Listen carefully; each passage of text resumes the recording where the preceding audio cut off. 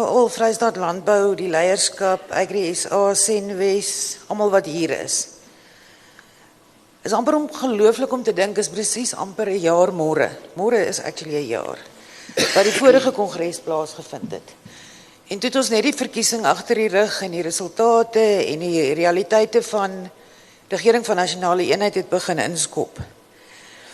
En ek kan onthou dat ek toe my waardering uitgespreek het vir die openlikheid en die eerlikheid van my eerste vergadering met Vrystaat Landbou was op 12 Julie verlede jaar. En dis inderdaad nog steeds dieselfde benadering wat ons samewerking met Vrystaat Landbou kenmerk. En terwyl ons almal ons eie uitdagings het, is daar 'n gesamentlike verbintenis om die toekoms van landbou in die Vrystaat nie net te verseker en stabiliseer nie, maar om doelgerigte werk om landbou en verwante besighede te versterk en te laat floreer. Vrystaat Landbou het 'n groot rol gespeel om ons Lesotho grensbesoek saam met die LER gemeenskap veiligheid paaie en vervoer van 10 tot 12 September verlede jaar te fasiliteer. Ons was oor die laaste paar maande derentyd in gesprek oor onder andere veiligheid, nog steeds op die grens en ons ander landelike gebiede, veldbrande en ander ramptoestande, back and closure, biosekuriteit, die toestand van ons paaie, gereeld, en die samestelling van 'n openbare en privaat sektor komitee om prakties effek te gee aan die landbou en agro-verwerkingsmeestersplan in die Vrystaat. Julle gaan moet verskoon, ek het nog nooit 'n lang toespraak gemaak in Afrikaans nie. So hier en daar gaan die woorde nie lekker uitkom nie en daar's 'n paar stukkies Engels tussenin ook. Ek gaan later 'n bietjie uitbrei op van hierdie punte. Maar dit is belangrik om te reflekteer op twee belangrike stukke wetgewing wat op landbou van toepassing is. Die president het in Januarie verjaar die bewaring en ontwikkeling van landbougrond as ook die onteieningswet bekragtig. Nou die wet op die bewaring en ontwikkeling van landbougrond het ten doel om te verseker dat landbougrond voedselproduksie oor die langtermyn ondersteun en sodoende bydra tot ekonomiese groei. Die wet is van toepassing op alle landbougrond in die Republiek en maak onder andere voorsiening vir die beginsels vir die bestuur, evaluasie en klassifikasie van landbougrond. Dit beskryf die doel van die provinsiale landbousektorplanne en maak ook voorsiening vir die verklaring van beskermde landbouareas. En die wetgewing is noodsaaklik om 'n volhoubare landbouomgewing te bewaar en te verseker. Die president Vrystaat Landbou het klaar melding gemaak van die onteieningswet wat bekragtig is en dit vervang die 1975 onteieningswet. En daar's 'n paar belangrike aspekte van die wet wat ons moet beklemtoon. Die eerste daarvan is dat die wet voorsiening maak vir regverdige en billike kompensasie in lyn met klousule 25.3 van die grondwet. En dit lys al die faktore wat in ag geneem moet word om daardie kompensasie te bereken. Tweedens maak dit voorsiening vir 'n instrument wat die regering in staat stel om eiendom te bekom, nie net vir 'n openbare doel nie, maar in openbare belang. En klousule 12.3 maak voorsiening vir omstandighede waarin onteiening sonder kompensasie kan plaasvind. En dit fokus spesifiek op grond wat nie produktief aangewend word nie. En ons weet dat die onteieningswet word tans in die grondwethof beslis, so ons gaan nie te veel verder daaroor uitbrei nie. Maar selfs in Februarie het Business Live berig dat die minister van Landbou aangedui het dat it is not true that the act allows land to be seized by the state arbitrarily. It does require fair compensation for legitimate expropriations in terms of the Constitution. En ek dink ons behoort kennis te neem dat die media ombudsman vroeër die week in saaisigins bevind het na hulle klagte oor News24 se beriggewing oor die Akkerland saak. Grond is 'n emosionele saak vir almal van ons en ons moet verantwoordelik met feite werk en nie oorboord gaan met spookstories en vals beriggewing nie. We were encouraged by the fact that the agriculture sector rebounded strongly in late 2024. In quarter 4 of 2024, agriculture grew by 17.2% quarter on quarter, seasonally adjusted, making it the largest contributor to national GDP growth for the quarter. Statistics South Africa's data released during June this year showed that South Africa's agriculture gross value add expanded by 15.8% quarter on quarter, also seasonally adjusted in the first quarter of 2025. En ons weet dat basies landbou ons uit 'n resessie gehou het met hierdie 2 kwartale se resultate. The Crop Estimate Committee, March 2025, and the final winter 2024 estimates confirm that the Free State remains South Africa's agriculture backbone. We remain one of the most productive crop-growing provinces as the country's #1 producer of white maize at 52%, sunflower at 51.5%, and soybean at 47.3%. The Free State is also the leading groundnut producer, 47%, and second in sorghum, 32.6%, and dry beans at 33.2%. We account for approximately 20.3% of the national sheep herd and about 16% of the national cattle herd. Our heavyweight in grains and livestock means that our fortunes greatly influence South Africa's food security and commodity exports. This dominance also means that climate shocks in the Free State, like drought and floods, have outsized economic impact. Diversifying and adding value to this production is critical for resilience and growth. Our agriculture sector is, of course, vulnerable and exposed to the recent tariff developments imposed by the USA. And South Africa's agriculture exports to the US are estimated at around 4% in 2024 and comprises mainly of citrus, grapes, wine, and juice. But every challenge brings about its own opportunities. The African continent accounts for the biggest share of our exports, and opportunities inherent to the African Continental Free Trade Agreement must be optimized.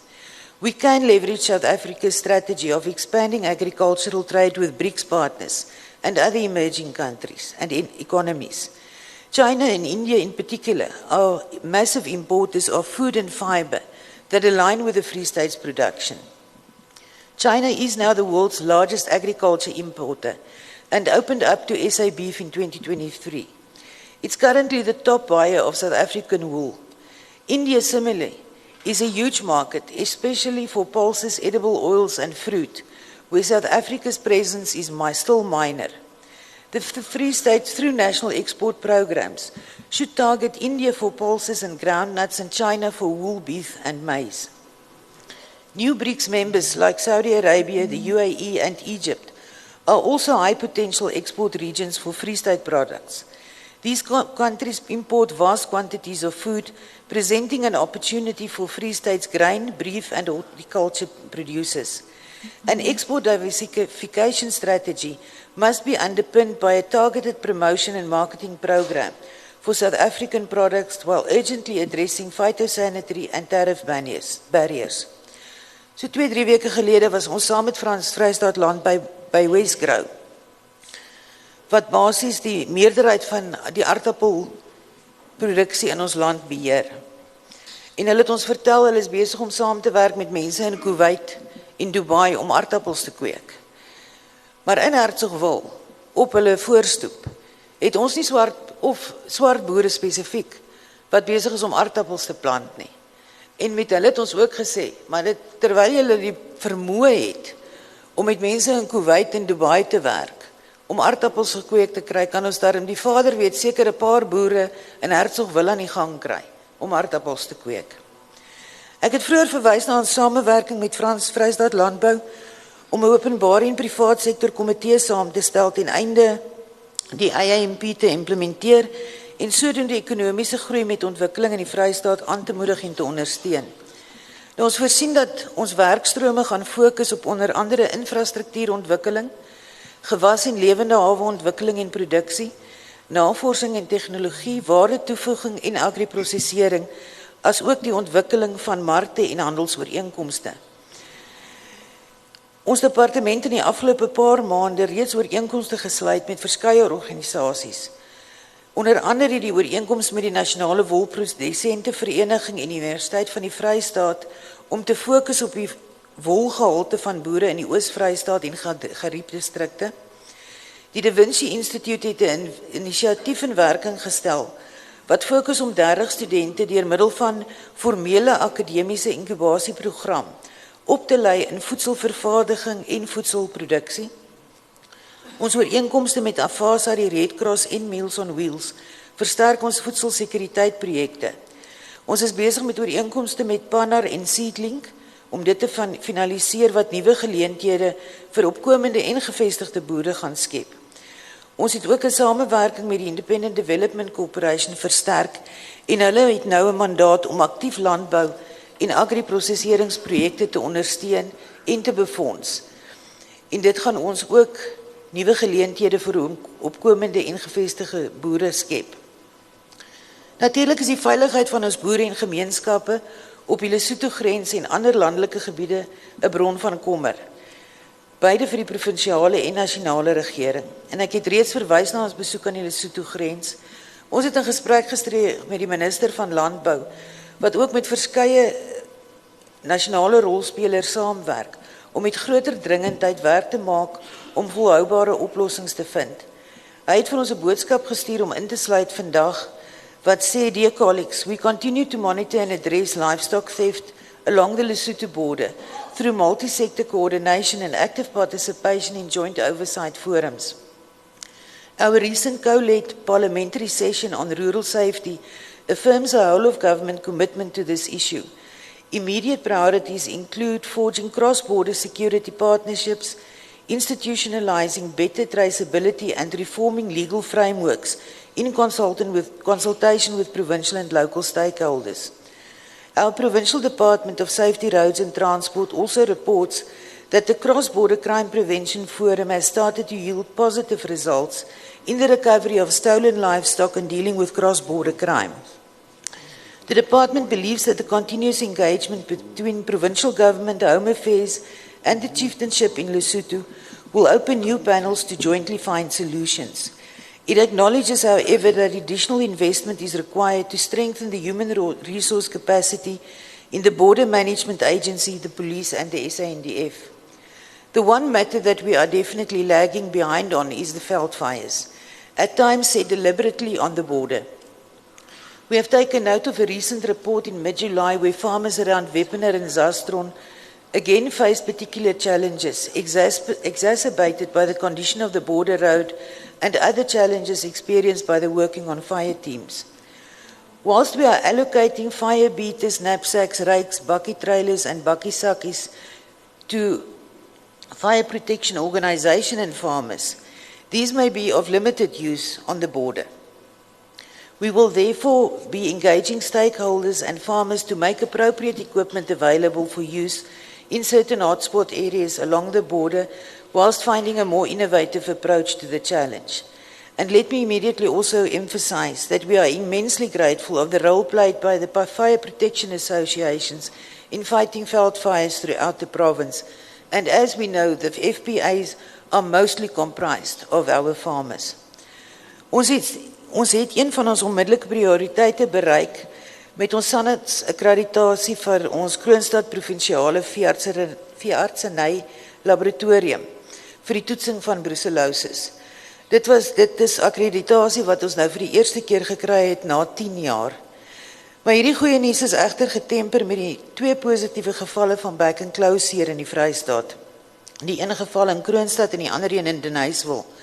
En ons departement is aktief besig met waarneming en monitering van back and claw seer in daardie 2 areas.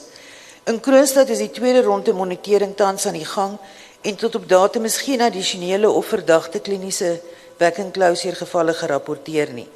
In Deniswil is die eerste ronde waarneming en monitering nog in proses, maar ook daar is geen verdere verdagte gevalle nog aangemeld nie. Al die diere op die 2 plase met bevestigde gevalle is suksesvol gevaksineer as deel van ons beperking en beheer maatreëls. Ons departement bly verbind tot deursigtigheid, wetenskaplike noukeurigheid en samewerking om met alle rolspelers in back and claw seer om back and claw seer te elimineer en ook om handelsvertroue te herstel. Daar is konsensus tussen rolspelers dat Suid-Afrika 'n nuwe benadering tot back and claw seer en ander siektes nodig het. Now, following the foot and mouth disease in Durban held on 21 to 22 July, several key outcomes and forward-looking commitments emerged. These include a drive to fast-track the creation of internationally recognized FMD disease zones, scaling up vaccine production capacity, including field trials for a locally developed multi-strain vaccine and the construction of a high-security vaccine production facility by 2026, reinforcing farm-level biosecurity and movement control measures, a call for increased private sector involvement, particularly in the co-investment of a managed national vaccine bank, and proposals to improve infrastructure such as establishing regionally based abattoirs and feedlots to support structured marketing under controlled conditions. Soos die president gesê het, daar is wel beklemtoning op die rol van die boer self, maar nie net die boere nie. Die regering en ander privaat sektororganisasies moet ook voltyds hulle kant bring. Daar is 'n ander saak waarvan ek moet melding maak, en dis die toestand van ons Vrystaat paaie. En dan verwys ek na die paaie boonbehalwe die grenspad. Ons het heelwat gesprekke saam met Vrystaat Landbou en die Vrystaat Departement van Paaie gehad. En ons almal is baie deeglik bewus van die toestand van die paaie en die direkte en indirekte impak wat dit op die ekonomie het. Die Departement van Paaie het hulle landelike paaie intervensieprogram saamgestel. En van die belangrike punte in die program gaan ek net 'n paar vinnig noem. Dit sluit in die Willisiesway brugprogram wat voetgangeroorgang aanspreek en 6 projekte, 3 in Bloemfontein en 3 in Smithfield is reeds afgehandel en daar is nog 1 projek in Smithfield wat omtrent so 80% voltooi is.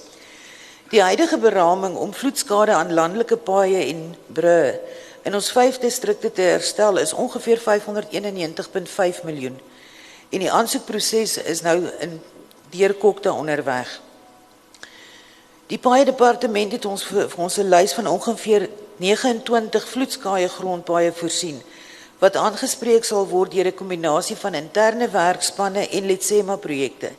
Die Letsema-projekte word meer dikwels deur boere geïnisieer en 'n samewerking ooreenkoms word gesluit met die departement, either om die paaie te herstel of om in stand te hou.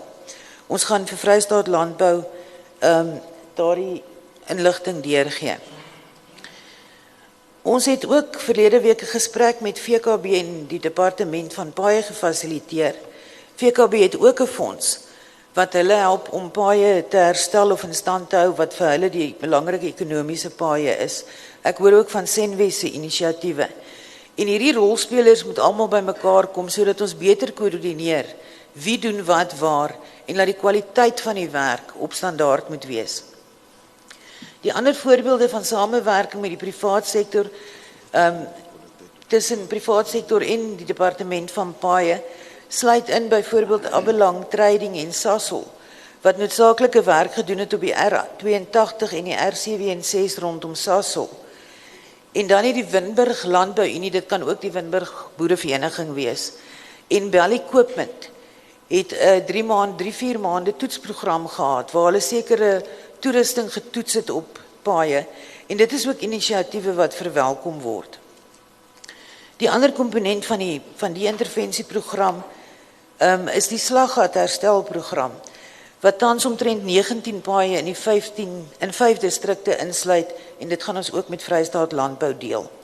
Ek is ook redelik moeg soos wat ons ry op hierdie paaie, want ek ry dieselfde paaie as julle deesdae, is elke keer om te stop en foto's te neem van die paaie en die toestand van die paaie en dit vir die departement te stuur, of om te bel op 'n Saterdag, Sondag en sê, kan julle asseblief daai pad gaan regmaak, die pad gaan regmaak, daar's 'n krisis. Ons is almal deeglik bewus van wat gedoen moet word. Ons moet die befondsing in plek kry, ons samewerking koördineer en dan werklik 'n verskil te begin maak. Oor die laaste paar maande het ons ook meer aktief met verskeie rolspelers in gesprek getree. Deur ons jeug- en landbou sessies het ons met ongeveer 1400 jong boere, bestaans en inkomend, baie gestruktureerde sessies gehad. Ons het met boere en rolspelers in al 5 distrikte oor 'n verskeidenheid aangeleenthede vergader. In Gariep het ons boere in Edinburgh en Petersburg besoek wat geraak is deur die veldbrande en snerpende koue, dis die 2 uiterstes In Jagersfontein met kommersiële en opkomende boere wat nog steeds platgeslaan is deur die mynramp. Ons het in Wepener ons jong boeredag gehad. In Van Stadensrus in Wepener het ons met 'n paar van ons voedselsekuriteitsprojekte besoek. Ons was by die Jacobsdal Landbouskool wat julle gerus kan ondersteun en ook by Betani naby Edenburg. In Mangung het ons interaksies gehad met die Barolong Boseleka, die tradisionele leierskap, die Red Cross se appelprojek, projekte in Feluani naby Tebanshi, die Botshabelo Livestock Committee. In Bloemfontein was ons ook deel van Meals on Wheels se Wêreldvoedseldag, die Poipislelo voedselprojek in Bloemfontein en die Backyard Garden Warriors in Soutpan.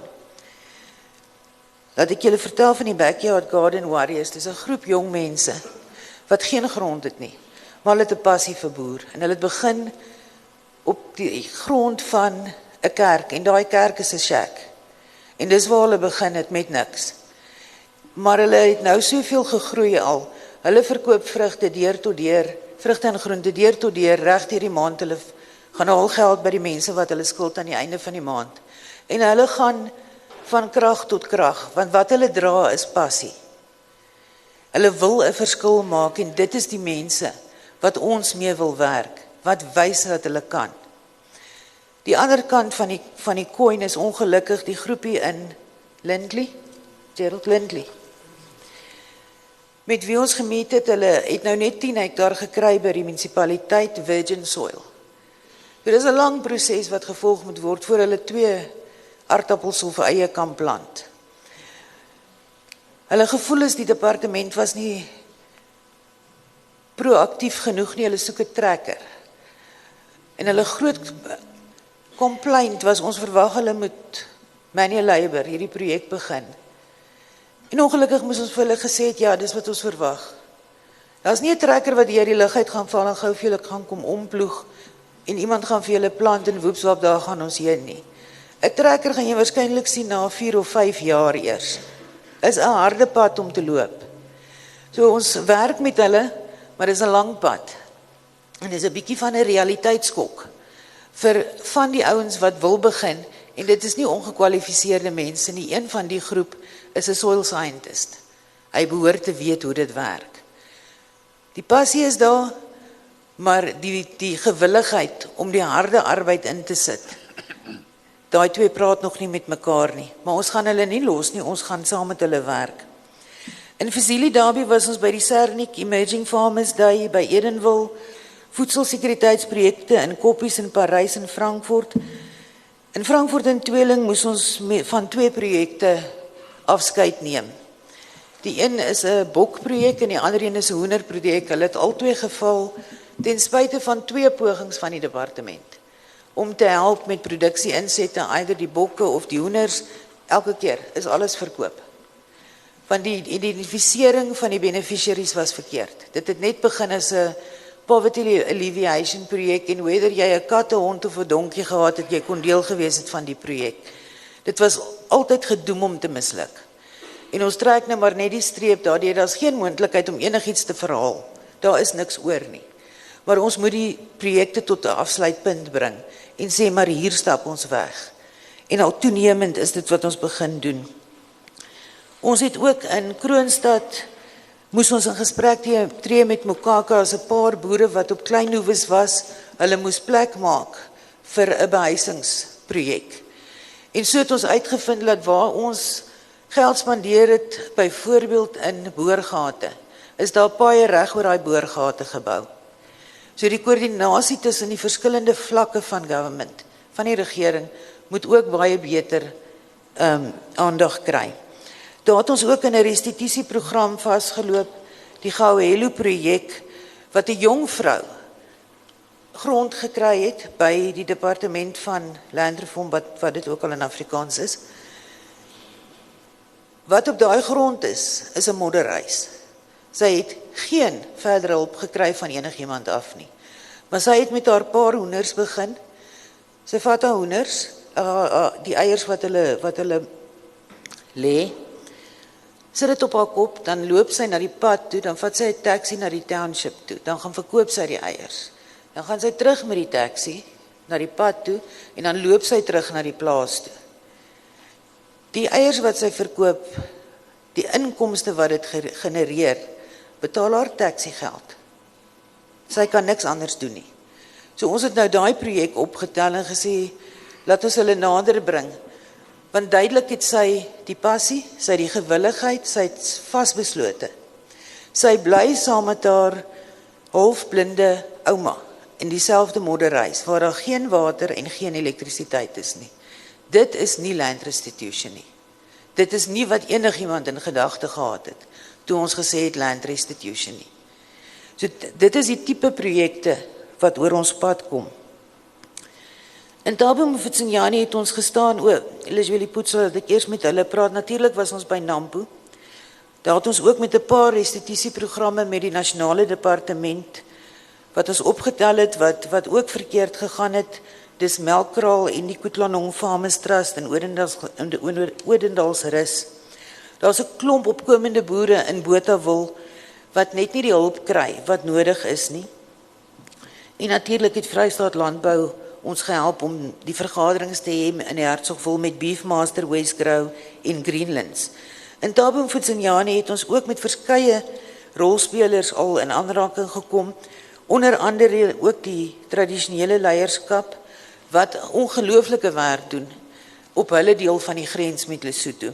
Daar het die Border Management Agency, die polisie en die weermag vir ons gesê, as dit nie vir die tradisionele leiers was nie, was die situasie in KwaKwa aansienlik erger as wat dit is.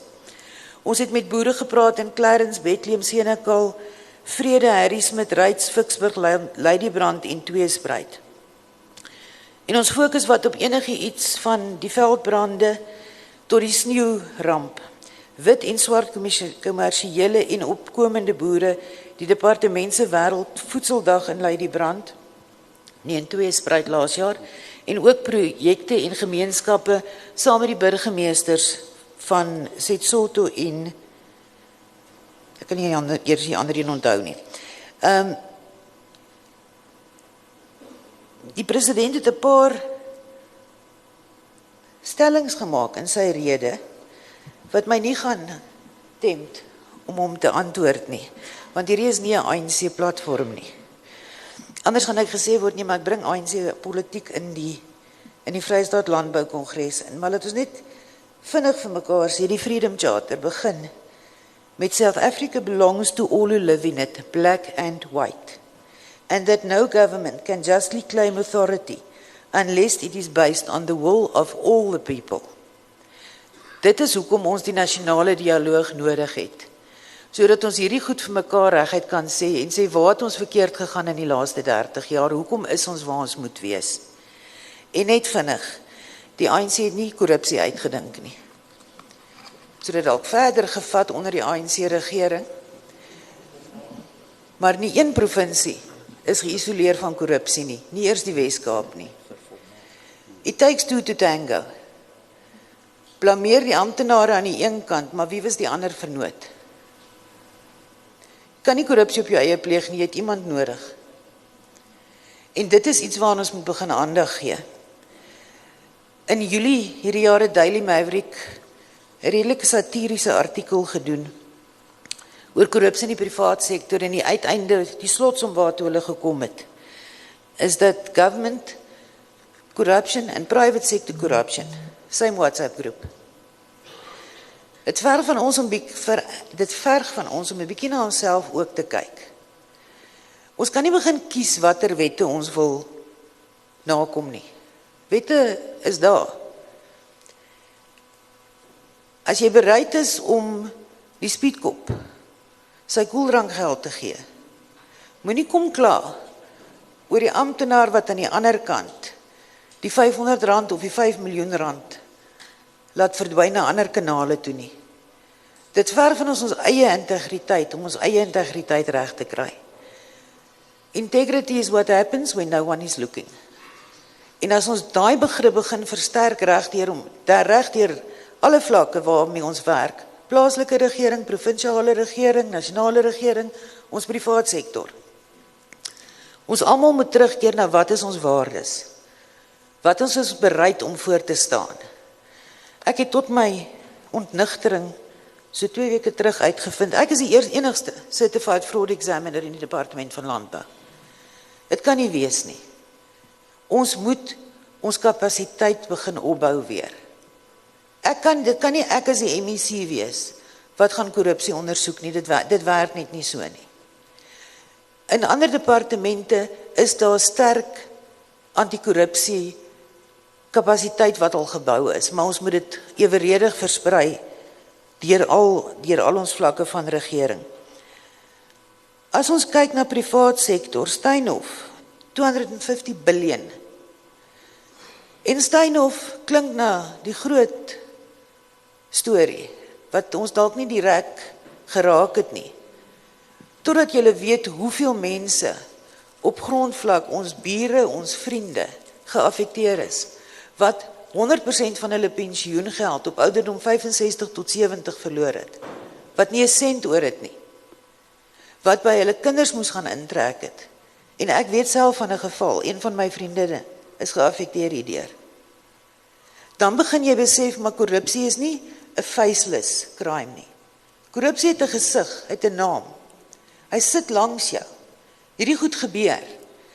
En net soos ons dit nie in die openbare sektor moet tolerate nie, kan ons dit net sowel ook nie in die privaat sektor verdra nie. So ons moet hierdie gesprekke met mekaar hê en 'n bietjie meer eerlik wees in ons eie omgang en onsself regkry om terug te keer na waarvoor ons wil staan, waarvoor ons bekend wil wees.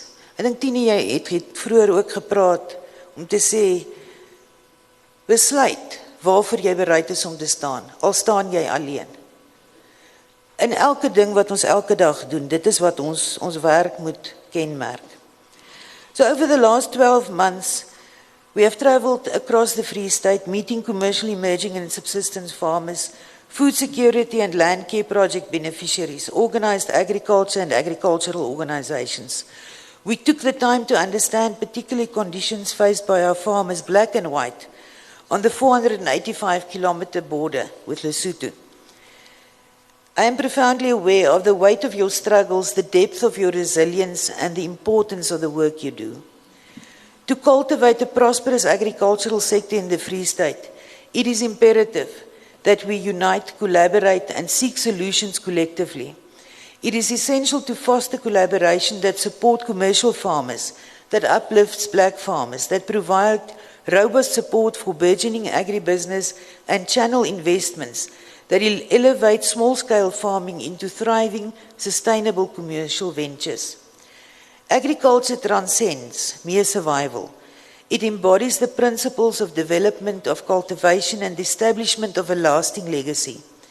Due focus must be on guaranteeing that future generations do not face the same challenges we face today. Let us advance with optimism and determination. We must have faith in the capabilities of our hands, the brilliance of our minds, and the unity of our strength. Tien het ook gepraat van boere as die unstoppable force en die immovable object, en daarby sluit ek 100% aan. So baie dankie vir die voorreg om hierdie boodskap met Vrystaat Landbou se kongres te deel. Ek is seker die kongres gaan voortbou op die sterk grondslag wat reeds gelê is en wens julle 'n suksesvolle kongres toe. Baie dankie.